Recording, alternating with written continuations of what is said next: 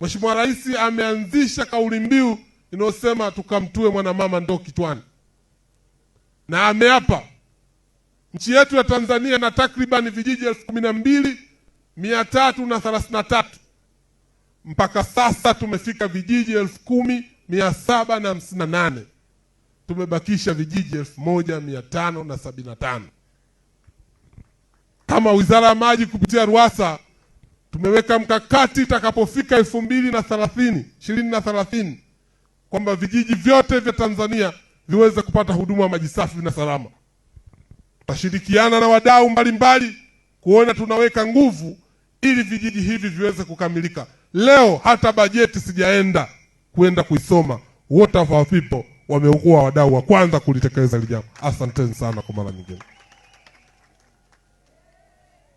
Tunataka wadau wa aina ya Water for People ambao watashirikiana na serikali katika kuhakikisha swala la tatizo la maji katika taifa letu linabaki kuwa historia.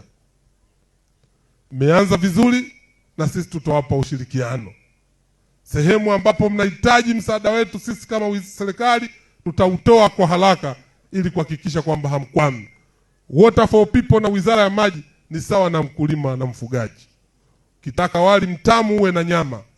Nyama inatoka kwa mfugaji, wali unatoka kwa mkulima. Piga makofi mengi sana kwa Water for People. Wakandarasi ambao watapata utekelezaji wa miradi hii, wasiwasahau wana Kibakwe, wasiwasahau wana Mpwapwa kupata ajira, ili watu waweze kunufaika. Tunajua wapo mama ntilie ambao watakauza chakula kwa ajili ya mafundi wa ujenzi wa mradi hii.